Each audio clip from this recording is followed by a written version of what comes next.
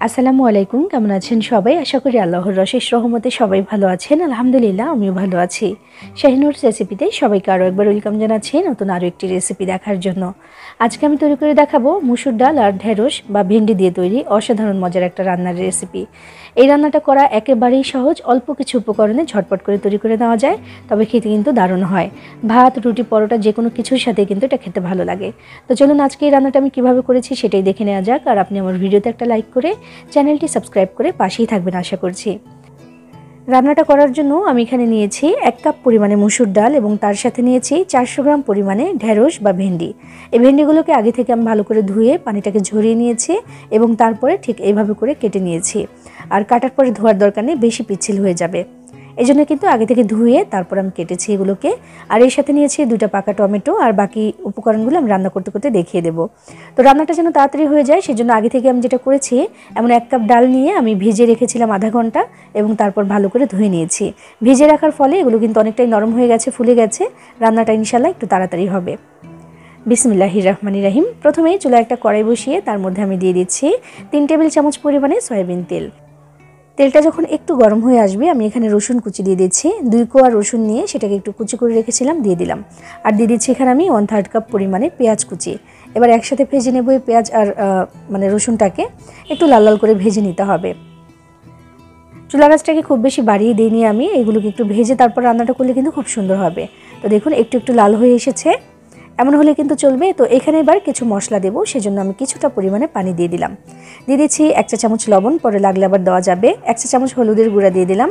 লাল মরিচের গুঁড়া দিচ্ছি 2 চা চামচ পরিমাণে। আর এখানে দিয়ে দিচ্ছি আমি জিরার গুঁড়া আর ধনিয়া গুঁড়া, দুইটাই দিলাম আমি আধা চা চামচ করে। এবার আমি ভালো করে মশলাটাকে কষিয়ে নেব। একটু ভালো করে না কষালে কিন্তু কাঁচা মশলার একটা গন্ধ থেকে যাবে। তো কষাতে গিয়ে মনে হলো যে আর একটু পানি এখানে প্রয়োজন, তাই আরও একটু পানি দিয়ে তারপর আমি একটু কষিয়ে নিচ্ছি। মশলার পরিমাণ কম হোক বা বেশি হোক, যদি ভালো করে কষানো না হয় তাহলে কিন্তু বেশ একটা গন্ধ লাগে, কাঁচা গুঁড়া মশলার যে একটা কাঁচা গন্ধ আছে সেটা কিন্তু খাওয়ার সময় ভালো লাগবে না। এই জন্য খুব ভালো করে এটাকে কষিয়ে নিতে হবে।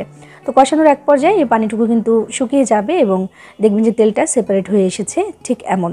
তখন এখানে আমি দিয়ে দিব আমাদের যে ডালটা আমি ধুয়ে রেখেছিলাম সেটা এখানে দিয়ে দিলাম। চেষ্টা করবেন আগে থেকে ডালটা একটু ভিজিয়ে রাখার জন্য। আমার হাতে খুব বেশি সময় ছিল না, আমি সব কিছু গোছাতে গোছাতে আধা ঘন্টার মতো একটু এটাকে আমি ভিজিয়ে রেখে দিয়েছিলাম। একটু ভিজে গেছে, ভালোই তাড়াতাড়ি রান্নাটা হয়ে যাবে। হাতে সময় থাকলে প্রায় 1 ঘন্টা আগে কিন্তু ভিজিয়ে রেখে দিতে পারেন। তো ডালটা দিয়ে আমি 2-3 মিনিটের মতো একটু নাড়াচাড়া করে নিলাম। একটু ভাজা ভাজা হয়ে এসেছে বা একটু কষানো হয়েছে, এভাবে একটু কষিয়ে রান্না করলে কিন্তু খেতে ভালো লাগবে। তো এরপর এখানে দিয়ে দিচ্ছি আমাদের কেটে রাখা ভেন্ডি। তো এটার সাথেই দিয়ে দেবো এখন টমেটো। আমি 2টা টমেটো, পাকা টমেটো কেটে রেখেছিলাম, সেগুলো এখানে দিয়ে দিলাম। দিয়ে এবার একসাথে সব কিছু একটু মিশিয়ে দিচ্ছি মিনিট খানেকের মতো। ধাপে ধাপে রান্নাটা হচ্ছে, আর এইভাবে রান্না করলে কিন্তু রান্নার টেস্ট অনেক বেশি ভালো আসবে। ডাল দিয়ে ভেন্ডি দিয়ে কিন্তু অনেকেই রান্না করে খান, তবে এইভাবে যদি একটু রান্না করেন না, দেখবেন যে অসাধারণ লাগবে। আমরা এইভাবেই রান্না করি এবং খেতে কিন্তু দারুণ লাগে, সেটা গরম ভাত হোক, রুটি বা পরোটা হোক। মিশিয়ে নেওয়া হয়ে গেলে এবার আমি এখানে দিয়ে দিচ্ছি পানি। এই যে কাপটা, এই কাপের 5 কাপ পরিমাণে পানি আমি এখানে দিব। সব কিছু ভালো করে সেদ্ধ হতে হবে, আর ডালটা কিন্তু খুব বেশি পাতলা আমি রাখবো না। যার যার পছন্দ মতো কিন্তু এটা পাতলা রেখে দিতে পারেন বা ঘনও করতে পারেন। আমি কিন্তু বেশ খানিকটা ঘন করব। আর এই যে কাপটা দিয়ে পানিটা আমি দিলাম, এই পানিটা কিন্তু খুব বেশি না, 5 কাপ পানি কিন্তু অনেক বেশি না। যেটা দিয়েছি সেটা একটু বুঝে শুনে দিয়েছি, একটু বুঝে দিতে হবে। ডাল আর ভেন্ডিটা ভালো করে সেদ্ধ হতে হবে, আবার একটু মাখো মাখো থাকবে, তো সেই হিসেবে আমি দিয়েছি।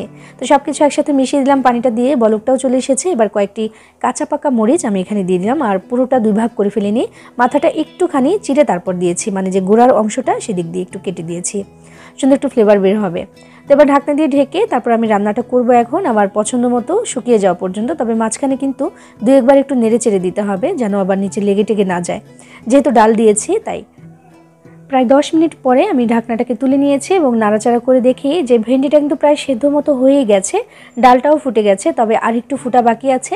আর এতটা পাতলা আমি রাখবো না, চাইলে কিন্তু এতখানি পাতলাও রাখতে পারেন, যদি ভাত দিয়ে খেতে চান তাহলে কিন্তু এভাবে রাখতে পারেন। তবে আমি আর একটুখানি ঘন করব। আর একটু চেখে দেখি যে লবণটা কিন্তু একটু কম হয়ে গেছে, তো আমি একটু লবণ আবার এখানে দিয়ে দিলাম, দিয়ে মিশিয়ে দিচ্ছি। দেখেন ভেন্ডিটা আমি চাপ দিয়ে দেখছিলাম যে সেদ্ধ হয়েছে কিনা, সেদ্ধ প্রায় কিন্তু হয়েই গেছে, চাইলে এখনও কিন্তু নামিয়ে ফেলা যাবে, তবে আমি আরও একটু ঘন করবো এটাকে। সেজন্য ঢাকনা দিয়ে ঢেকে আমি আরও প্রায় 4 থেকে 5 মিনিটের মতো অপেক্ষা করছি।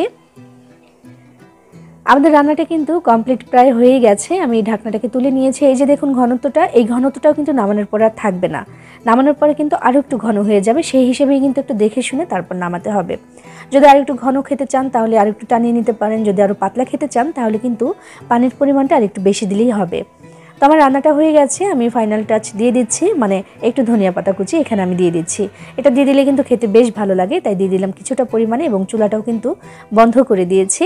নেড়েচেড়ে একটু মিশিয়ে নিয়ে আমি এটাকে নামিয়ে ফেলবো চুলা থেকে, কারণ আমার রান্নাটা কিন্তু হয়ে গেছে। এর সাথে কিন্তু তৈরি করে নেওয়া হয়ে গেল মুসুর ডাল আর ভেন্ডি দিয়ে তৈরি অসাধারণ মজার একটা রান্না, যেটা খেতে কিন্তু ভীষণ ভালো লাগে। তবে রান্না করতে খুব বেশি ঝামেলাও করতে হয় না, অনেক বেশি মশলা বা উপকরণেরও কিন্তু প্রয়োজন হয় না। একেবারে ঝটপট একটা রান্না, এবং এইভাবে রান্না করলে কিন্তু গরম ভাতের সাথে দুপুরবেলা আর কিচ্ছু লাগবে না, এটা এতটাই মজাদার। এভাবে যদি রান্না করে খেয়ে না থাকেন, আমি বলবো একদিন একটু রান্না করে খেয়ে দেখুন, ভালো লাগবে ইনশাআল্লাহ। সবাই পছন্দ করবে আশা করছি। সবাই ভালো থাকবেন, সবার জন্য সবাই দোয়া করবেন। আল্লাহ হাফিজ।